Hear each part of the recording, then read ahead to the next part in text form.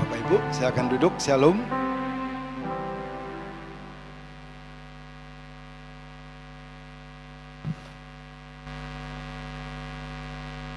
Bapak Ibu, kita hari ini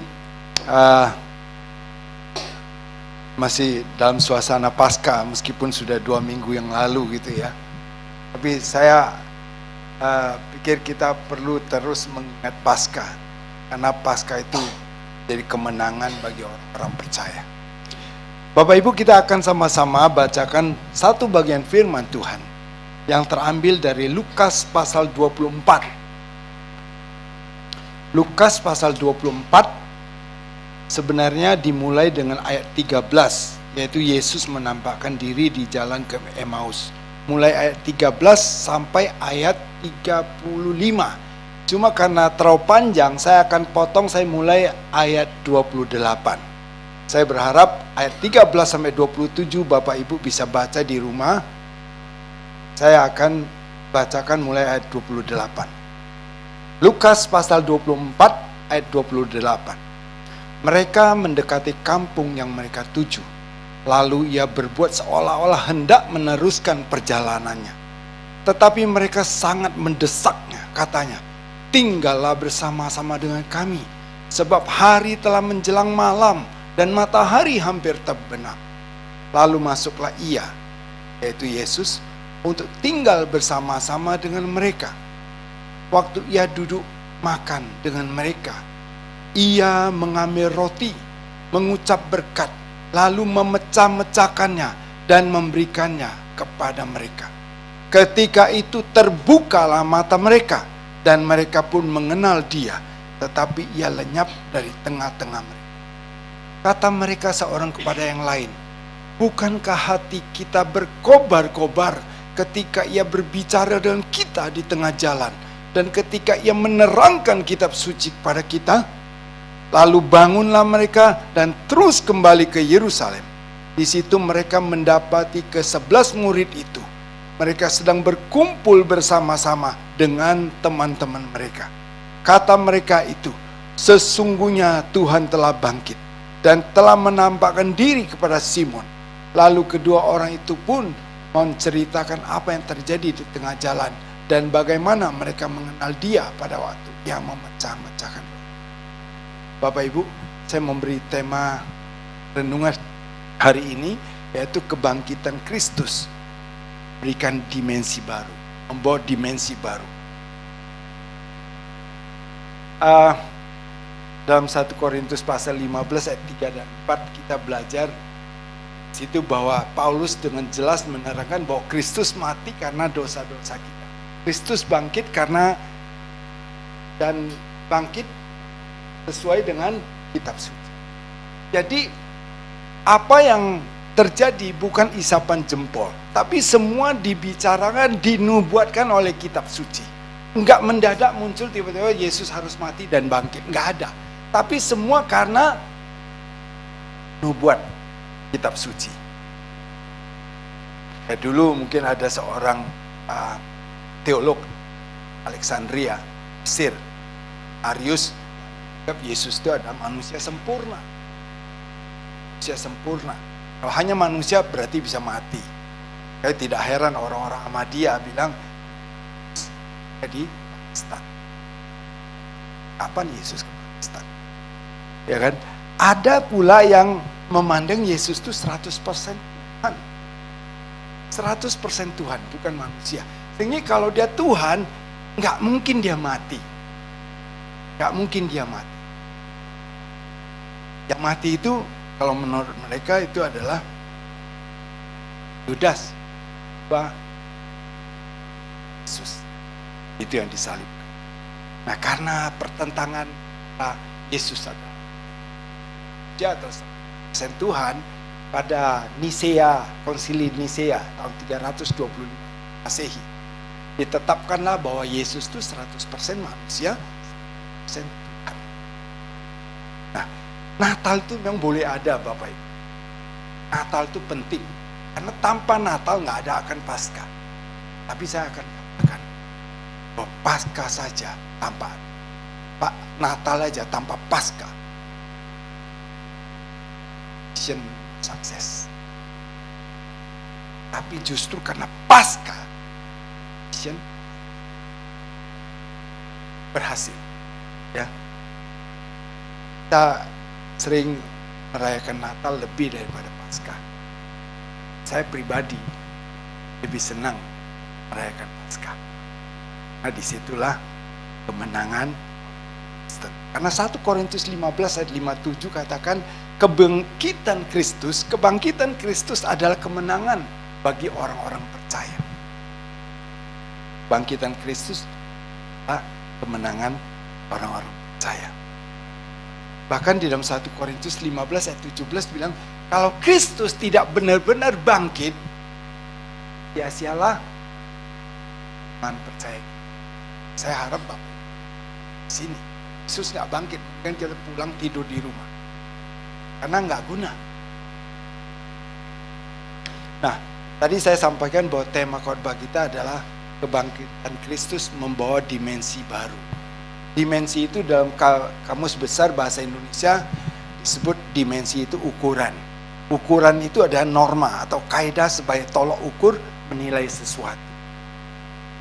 Jadi melalui kebangkitan Kristus ada beberapa dimensi baru yang Yesus bawakan. Paling enggak ada dari yang kita baca tadi, paling enggak ada 4 dimensi baru yang seharusnya terjadi pada orang-orang percaya. Yang pertama Bapak Ibu, ayat 28-29. Mereka mendekati kampung yang mereka tuju, lalu ia berbuat seolah-olah hendak meneruskan perjalanannya. Tetapi mereka sangat mendesaknya. Katanya, tinggallah bersama-sama dengan kami, sebab hari telah menjelang malam dan matahari hampir. Yang pertama Bapak Ibu, dimensi baru terjadi pada orang-orang percaya setelah kebangkitan Kristus adalah ada kepedulian. Ada kepedulian. Kedua murid ini tidak kenal Yesus. Tidak kenal Yesus. Karena apa? Karena memang kalau Bapak baca dari ayat 13 sampai 27, Bapak Ibu melihat memang mereka tidak bisa mengenali Yesus. Karena ada sesuatu yang menutup mata mereka. Kata ayat 16. Tetapi ada sesuatu yang menghalangi mata mereka sehingga mereka tidak dapat mengenal Dia. Tapi biarpun mereka tidak mengenal Yesus, mereka mengundang Yesus. Bahkan di dalam NKJV dituliskan gini, they constrain him, memaksa. Constrain him, memaksa. Artinya memaksa mereka, Yesus itu tinggal.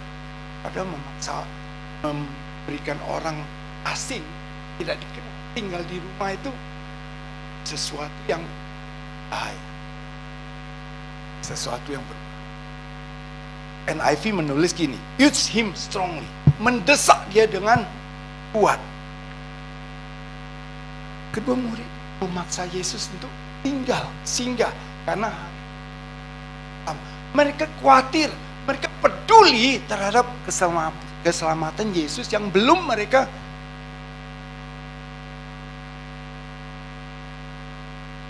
lihat.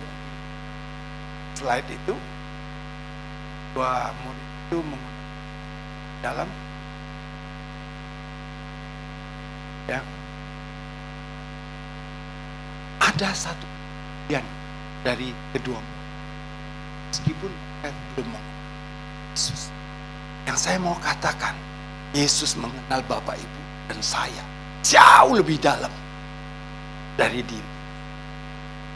Nah, kalau kedua murid yang nggak peduli aja, yang kedua murid yang tidak mengenal aja pada Yesus peduli, bagaimana Yesus yang begitu mengenal Bapak Ibu dan saya tidak akan peduli. Saya yakin dia pasti lebih peduli kepada keberadaan Bapak Ibu dan saya. Amin Bapak Ibu. Puji Tuhan. Memang Bapak Ibu, kepedulian menjadi barang langka saat ini. Saya baru baca 2 minggu yang lalu. Ada berita 2 orang lansia, ibu dan anak. Ibunya sekitar 80-an, anaknya sekitar 60-an di daerah Pondok Labu. Dua-duanya meninggal tanpa ada tetangga yang tahu. yang lebih ironis lagi. Cucu atau anak atau merangkap cucu ya, karena kan tadi nenek dan ibu kan 81 dan 60-an meninggal. Yang ibu ini yang 60-an punya anak, berarti kan cucu nenek itu. Cucu ini atau anak ini tidak tahu bahwa nenek dan ibunya meninggal. Ironis ya. Sampai beberapa hari, sampai busuk. Tidak ada kepedulian seorang anak atau seorang cucu terhadap nenek ataupun ibu. Mereka berdua meninggal tanpa ada yang tahu. Peduli orang lain. Rabu yang lalu saya dengar satu dari Pak Heri, buat saya geli. Memang sekarang orang bapak-bapak suka pelupa. Pelupa kadang misalnya mau ngajak pergi, rumahnya istrinya ketinggal di rumah. Dia udah di jalan, udah nggak balik. Dia nggak peduli, dia jalan aja. Tapi begitu dia ketinggalan HP, dia balik kanan pulang ke rumah. Berarti apa Bapak Ibu? HP itu lebih berharga dari seorang istri. Tapi bapak-bapak sini nggak ada gitu. Bapaknya di Papua, sini nggak ada. Sini semua baik, semua peduli. Nah, kebangkitan Kristus itu membawa satu dimensi pada kedua murid. Hati yang peduli. Ya, meskipun mereka tidak mengenal Yesus, tapi mereka peduli keselamatan Yesus. Sudah menjelang malam. Kebangkitan Kristus adalah kepada 2 Timotius 2 ayat 19 berkata demikian. Tetapi dasar yang diletakkan Allah itu teguh, dan materainya ialah Tuhan mengenal siapa kepunyaan. Syukurlah kita punya Tuhan yang mengenal kita semua.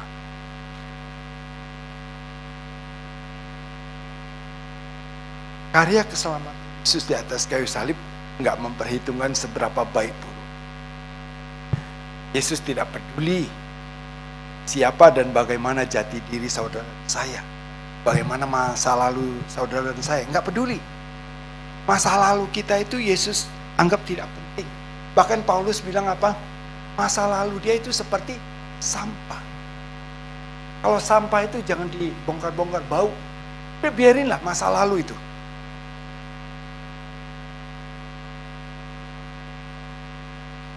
Tapi ketika mau pemilu, banyak orang tiba-tiba peduli. Caleg-caleg. Peduli banget. Ada yang gak punya sumber air, dia buat pipanisasi, dia kasih air. Ada yang jalannya jelek, dia kasih konblok. Ternyata setelah pilkada selesai, pemilu selesai, mereka gak terpilih. Itu aliran air stop. Konblok diangkat. Saya baca juga geli Bapak Ibu. Konblok itu ditaruh, udah dilindes, diangkat lagi. Terus mau dijual, apa laku gitu ya. Tapi itulah kepeduliannya, karena ada sesuatu yang mereka harapkan. Ada udang di balik bakwan. Biasanya kan bakwan, udang itu di atas bakwan. Ini ternyata udangnya ngumpet balik bakwan. Nah, kebangkitan Kristus seharusnya membawa satu dimensi baru, yaitu hati kita yang peduli terhadap keselamatan orang lain. Bukankah ini misi semua gereja Bapak Ibu? Bahwa kita rindu tiap orang tak boleh selamat. Poin yang kedua Bapak Ibu, ayat 30-31. Waktu ia duduk makan dengan mereka, ia mengambil roti, mengucap berkat, lalu memecah-mecahkannya dan memberikannya kepada mereka. Ketika itu terbukalah mata mereka, dan mereka pun mengenal dia. Yang kedua Bapak Ibu, kebangkitan Kristus itu mencelikkan mata Ani. Tadinya tertutup. Di ayat 16 ada sesuatu yang menghalangi mata mereka. Bahkan di dalam Markus pasal 16 kalau tidak salah, disebutkan ada 2 orang murid yang berjalan keluar kota. tidak mengenal Yesus karena Yesus dalam bentuk rupa lain, katanya gitu. Padahal yang benar adalah kondisinya mereka sedang berduka. Nah, yang menarik Bapak Ibu lihat, ketika Yesus disuruh singgah, ya kan? Waktu ia duduk makan dengan mereka, ia mengambil roti. Ia mengambil inisiatif untuk melayani. Yang tuan rumah siapa? Bukankah kedua orang itu yang tuan rumah? Tapi kenapa Yesus yang berinisiatif mengambil roti? Nah, setelah dia mengambil roti, dia memecah-mecah. Sama ketika dia memberikan makan kepada 5.000 orang, dia menghadap.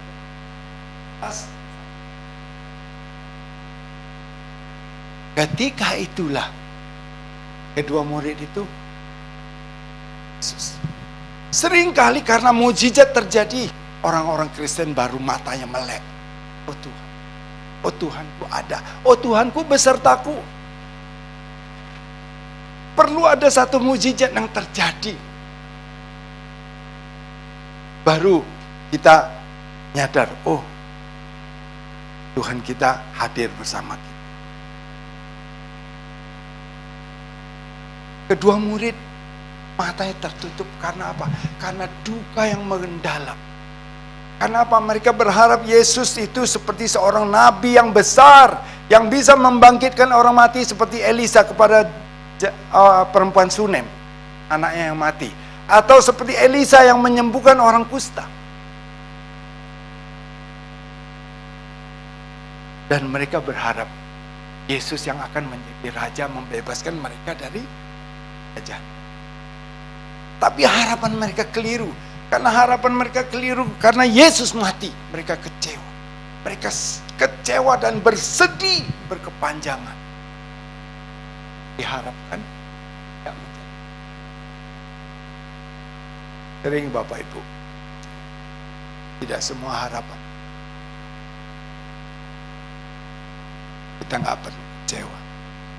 Kalau semua harapan kita menjadi kenyataan, tidak perlu Tuhan di samping kita.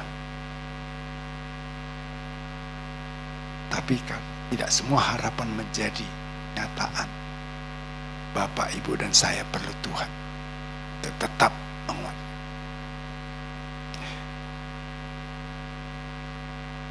Melalui mukjizat mata rohani mereka, banyak orang percaya setelah ada mukjizat. Ya menurut saya itu baik, tidak salah. Tapi kalau Bapak Ibu lihat ya, ketika Yesus menyembuhkan orang sakit pendarahan, dia bilang, imanmu telah menyelamatkan engkau. Yang pertama apa? Menyelamatkan engkau. Pergilah dengan selamat. Terus ketika orang buta itu juga demikian, imanmu menyelamatkan. Jadi yang pertama itu mukjizat itu terjadi boleh, tapi yang penting itu keselamatan jiwa. Mau hidup, mau mati itu nggak peduli. Sama seperti Sadrak, Mesak, dan Abednego. Ketika diperhadapkan dalam perapian bernyala, bilang apa? Sampai ultimatum terakhir. Mau nggak menyembah? Kalau nggak, diceburkan ke perapian. Sadrak, Mesak, Abednego kompak mengatakan, ya Tuhanku, Tuanku Raja, kalau Tuhan yang kami sembah sanggup melepaskan kami, maka dia akan lepaskan. Tapi ketahuilah ya sang Raja, kalau Tuhan yang kami sembah tidak meluputkan kami tidak akan tetap menyembah patung itu. Artinya apa? Mau baik, mau jelek, mau ada mukjizat, mau nggak ada mukjizat, tetap percaya. Ini baru iman yang hebat. Iman yang hebat. Seringkali kita tidak menyadari penyataan Tuhan dalam seperti dua orang itu yang disertai perjalanan Yesus. Mereka tidak kenal Yesus. Seringkali kita juga sepertinya tidak kenal, tidak menyadari kehadiran Yesus, penyertaan Yesus. Karena apa? Karena masalah kita begitu berat. Masalah ekonomi yang begitu menghimpit. sakit penyakit yang sering membutakan kita, tidak menyadari Tuhan hadir bersama kita. Hal ini pernah terjadi pada saya. Almarhum istri saya divonis limfoma pada Januari 2020. Saat itu ya anak-anak juga support, khususnya juga saya, berusaha bagaimana supaya kami bisa menyembuhkan, membawa kemana. Kami bawa ke Pineng. Repotnya pada saat itu adalah pandemi, lockdown. Mau bawa ke Singapura, yang saya baca di internet ada satu orang dokter yang jago limfoma. Tapi Singapura lockdown. Bagaimana kita pergi? Kami cuma berpikir bagaimana upaya kami. Tuhan agak jauh, sampingkan. Sampai akhirnya anak saya Kevin tegur saya. Wah, kok Papa fokusnya pada sakit Mama? Kok bukan pada Tuhan? Oh Bapak Ibu, ketika itu saya mohon ampun. Kok saya sepertinya mengesampingkan Tuhan yang saya sembah. Saya lebih mengedepankan kehebatan saya, mungkin uang saya. Sepertinya saya bisa mengatasi segala masalah. No.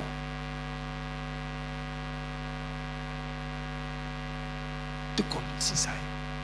Jadi akhirnya Tuhan izinkan istri kami panggil 11 Mei.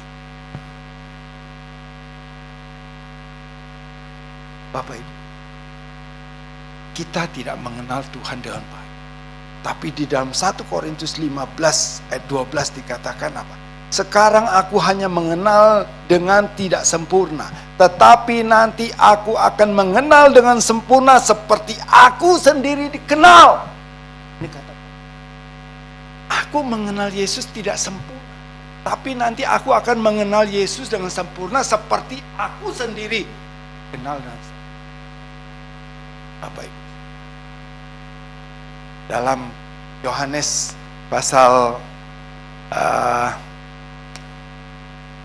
yang domba, pasal 10 ya kalau nggak salah ya, Yesus katakan, aku mengenal domba-dombaku. Aku mengenal domba-domba. Kalau Pak Gembala bilang, ya tahu kambing dombanya, namanya mana-mana tahu. Tapi kalau Tuhan Yesus mengenal semua, tak terbatas Bapak Ibu semua. Bukan yang kambing domba yang 10 ekor atau lihat, Tuhan kenal.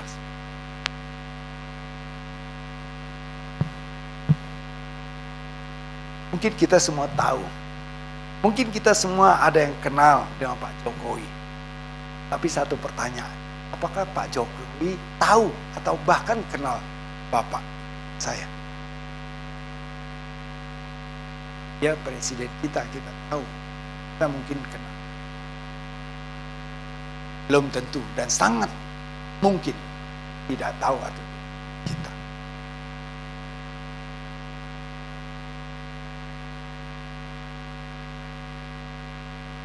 Ketika kedua murid itu mengundang Yesus untuk tinggal dengan mereka, dan Yesus bertindak sebagai itu, Yesus pun memberi jalan agar kedua murid tinggal di dalamnya. Saya ulangi. Ketika kedua murid mengundang Yesus untuk tinggal dengan mereka, Yesus pun memberi jalan agar kedua murid tinggal di dalam dia. Masalahnya, apakah kita undang Yesus agar hidup di dalam kita? Yang menarik Bapak Ibu, Lukas hanya mencatat satu nama dari kedua murid itu, yaitu Kleopas. Dalam Lukas 24 ayat 18 disebutkan hanya Kleopas, padahal ada 2 orang murid. Sebagian teolog menyampaikan satu analisa gini, memang Lukas nggak menyebutkan 2 nama tersebut, hanya satu nama Kleopas. Diharapkan Bapak dan saya menjadi satu temannya itu.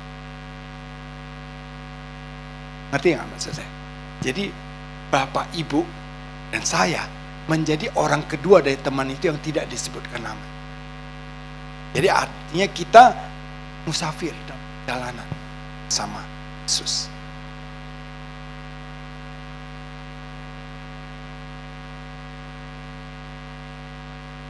Dalam Filipi 3 ayat 10-11 dikatakan, mengenal Dia dan kuasa kebangkitannya, supaya aku akhirnya beroleh kebangkitan dari antara orang mati. Bapak Ibu, inilah yang menjadi pegangan Paulus. Kenapa menjadi pegangan Paulus? Ketika dalam 2 Korintus pasal 4, ketika dia sedang bermasalah, dia katakan, meskipun aku tertindas, tidak putus asa. Meskipun terjepit, tidak kehabisan akal. Jadi kuasa kebangkitan itu bagi Paulus itu begitu mendorong dia untuk tetap melayani.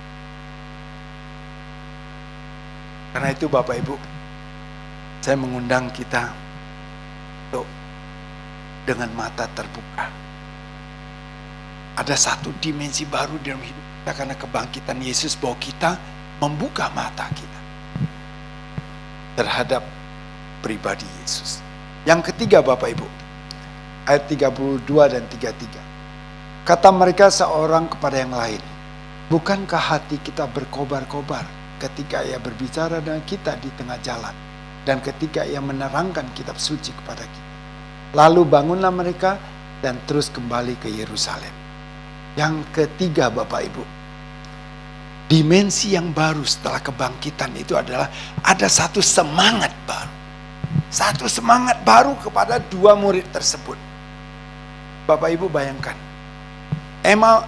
Yerusalem ke Emmaus 7 mil. 7 mil itu kira-kira 11 kilometer. Saya sama Kefas kalau sore suka jalan, kami jalan muter-muter di dalam perumahan kami 4 kilometer kira-kira, 1 jam. Berarti kalau 11 kilometer itu kami jalan cepat. Kalau 11 kilometer paling cepat 3 jam. Bapak Ibu bayangkan, itu perjalanan dari Yerusalem ke Emmaus 11 kilometer, dan kondisi pada saat itu ditambah dengan hati yang sedang berduka. Bagaimana capeknya mereka berjalan. Capek gak? Capek. Tapi ketika mereka tahu bahwa Yesus itu yang ada bersama-sama mereka, mereka sungguh-sungguh berkobar-kobar. Mereka kembali lagi ke Yerusalem. Mereka kembali ke Yerusalem. Meskipun capek, seperti aki yang dicaspol, kembali lagi. Bapak Ibu, mungkin dalam perjalanan saya, seringkali kita juga mungkin jenuh, bosan, capek. Karena menjadi orang Kristen bukan gampang hanya percaya, tapi kita harus penyangkalan diri. Itu membuat kita lama-lama capek, bosan. Kebangkitan Yesus mestinya mendorong kita semangat baru. Bapak Ibu, saya sering kadang-kadang kendor. Saya dorong roh saya, ayo. Karena kalau dorong dari orang lain belum tentu, tapi sendiri yang harus dorong, ayo, dorong. Kita harus mendorong roh. Seringkali juga kita dalam pelayanan sekian tahun, jengkel, kita mungkin sakit hati karena yang kita layani bukan terima kasih, ya kan? Kita sakit hati. Mulai Yesus ada satu sibah, kita didorong lagi seperti kedua murid ini untuk kembali dari Emmaus, kembali ke Yerusalem. Udah tengah malam. Enggak. Tengah tadinya dari Yerusalem hati yang berduka. Setelah tahu ketemu Yesus, mereka Ibu, bukankah cinta pertama kita Yesus itu buat kita hati berkobar? Saya percaya Bapak Ibu ketika Bapak, terutama Bapak-bapak jatuh cinta pada seorang mantan pacarnya, sekarang istrinya, pastilah sampai lagu gunung tinggi kan kudaki, lautan ku seberangi. Bahkan kalau si Dedi Dukun atau Dul Sumbang ya, sebentar aku pamit, demi kamu aku ke langit, akan ku petik bintang-bintang, dan ku gendong rembulan, dan ku bawa pulang hanya untukmu. Itu saya ngalami Bapak Ibu. Ketika saya jatuh cinta pertama, istri mantan pacar saya, Bapak Ibu tahu dia kerja di daerah Pakubono, Jakarta. Saya tinggal di Teluk Gong, Jakarta Utara. Tiap malam jam 9 malam dia tugas di apotek. Selesai tugas jam 9 malam saya jemput. Tiap malam. Kecuali minggu. Itu saya jalani. Kenapa? Karena cintanya. Karena cinta saya. Capek? No? Capek nggak Pak Iman dulu waktu kerjain apa ya Ibu? Hah? Yakin nggak? Capek. Ram senyum-senyum yang ngalamin. Nggak capek kan? Lah. Kenapa? Cinta. Demikian juga Yesus hadir di tengah kedua murid itu menghasilkan cinta yang menggelora, semangat yang bernyala-nyala untuk kembali ke Yerusalem untuk mengabarkan kabar.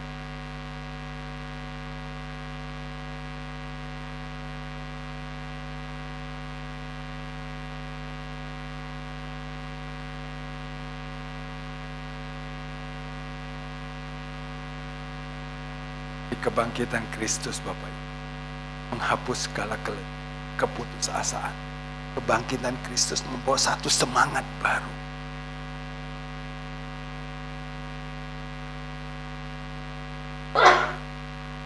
Lalu kebangkitan Kristus mendorong Bapak Ibu dan saya untuk bangkit dari segala semangat yang terus diperbaharui. Yang keempat Bapak Ibu, terakhir ayat 33 sampai 30. Lalu bangunlah mereka dan terus kembali ke Yerusalem. Di situ mereka mendapati ke-11 murid itu. Mereka sedang berkumpul bersama-sama dengan teman-teman mereka. Kata mereka itu, sesungguhnya Tuhan telah bangkit dan telah menampakkan diri, dan seterusnya. Yang keempat Bapak Ibu, kebangkitan Kristus itu membawa satu dimensi baru, yaitu apa? Merekatkan tali kasih. Merekatkan tali kasih. Bapak Ibu ingat gak? Bulan lalu ketika saya sampaikan bahwa ada beberapa fakta kematian Yesus. Salah satu apa? Murid-murid kabur. Seperti apa yang Yesus katakan nubuat dalam Zakaria pasal 13 ayat 7. Ya, bahwa ketika gembala ditangkap, domba-domba akan. Bapak Ibu, itu terjadi dalam Matius 26 ayat 56. Murid-murid melarikan diri setelah Yesus ditangkap. Murid-murid kocar-kacir seperti nubuat dalam Zakaria. Buat murid-murid kehilangan panutan maupun harapan. Sekelas Simon Petrus kembali mau menjadi nelayan. Tadinya Yesus diharapkan tampil sebagai raja bagi Israel. Bahkan ibu Yakobus dan Yohanes minta kalau bisa anak-anaknya di kanan kiri dari Yesus. Datang sebagai raja. Yesus mati. Bahkan dalam Lukas pasal 9 ayat 46 murid-murid bertengkar tentang siapa yang terbesar dan tetapi melalui kebangkitan Kristus Bapak terjadi satu perubahan hadap mereka sedang berkumpul bersama-sama. Bapak Ibu baca di ayat 3 bagian akhir. Di situ mereka mendapati ke-11 murid itu. Mereka sedang berkumpul bersama-sama. 11 murid itu berkumpul bersama-sama. Yang tadinya waktu kematian Yesus kocar-kacir, bubar. Tapi setelah kebangkitan Yesus, bersama.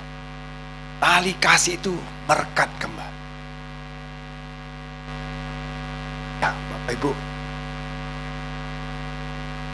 saya berharap memang dan itu membawa satu si baru dalam kehidupan kita. Bahwa perbedaan, kebersamaan bukan berarti sama. Bersamaan berarti banyak perbedaan, tapi tetap terjaga kesatuan. Inilah yang harus hadir kepada orang-orang percaya. Seorang kakek yang kebetulan buta huruf diminta seorang anaknya untuk menasehati cucunya, yang baru kelas 3 SD yang udah gak mau sekolah. Si kakek ini buta huruf, artinya tidak sekolah. Terus disuruh menasehati cucunya yang gak mau sekolah. Sebenarnya dia agak sulit untuk ininya. Tapi akhirnya ya udahlah, karena ini permintaan sang anak, dia bilang gini. Dia ngomong sama cucunya, "Cu, kenapa gak mau sekolah?" "Bosan kek," kata si cucu. Lah, ntar gak bisa baca loh seperti kakek. Terus cucunya memang pinter, anak-anak sekarang pinter memang. Lah kakek sendiri gak sekolah. Si kakek bilang, "Ya, kakek menyesal banget. Kakek menyesal banget tidak sekolah." "Apa menyesal kek?" Iyalah, kakek mau reuni sama siapa? Kakek gak lulus SD, gak lulus SMP, gak lulus SMA. Mau reuni sama siapa? "Cucu, kalau kamu gak sekolah, kamu gak bisa reunian. Kamu gak ada WA group nanti." Saya punya WA group SMA aja 5. Karena apa? Ada yang pecah kongsi. Saya hadir di 5 grup itu. Tapi sebagian ada di grup ini, sebagian ada di grup ini. Kadang-kadang kebersamaan itu juga menjadi pecah. Dulu kami SMA itu waktu 2011, kami lulus 1981. 2011 kami lakukan reuni akbar di Kamanjaya, di Brastagi. Tapi setelah reuni pecah kongsi. Kayak saya bilang pecah kongsi. Saya ada di 2 grup itu. Itu ada 5 grup, Bapak Ibu. Nah, kalau orang-orang yang belum tentu percaya Tuhan aja senang reuni, senang kumpul-kumpul. Bahkan kalau saya dulu kadang sering ngantar istri saya, itu ada acara dengan ibu-ibu. Bukan ibu-ibu teman sekelas, bukan. Ibu-ibu yang sama-sama ngantar anak sekolah. Itu bisa jadi ibu, bisa jadi geng. Itu, yuk, besok kita makan di sini. Dress code-nya apa? Merah putih, karena 17-an. Dress code-nya apa? Hijau merah, karena Desemberan. Seperti itu. Pengen ngumpul, pengen bersama-sama. Nah, tapi kita orang-orang percaya, padahal kita satu baptisan, satu iman, satu Tuhan, satu Allah. Seringkali gak mau bersama-sama. Tapi harapan saya, ada satu dimensi baru melalui kebangkitan Yesus itu, kebersamaan itu jadi. Sama seperti dalam Kisah Rasul pasal 2 ayat 41-44. Mereka berkumpul bersama-sama. Sambil memuji Allah. Tuhan terus menambahkan jumlah. Saya terus terang senang. GOB itu sering ada lontong, bakso. Saya nggak bicara banyaknya makanan, tapi saya berbicara keakrabannya melalui makanan. Itu sangat jalin satu keakraban.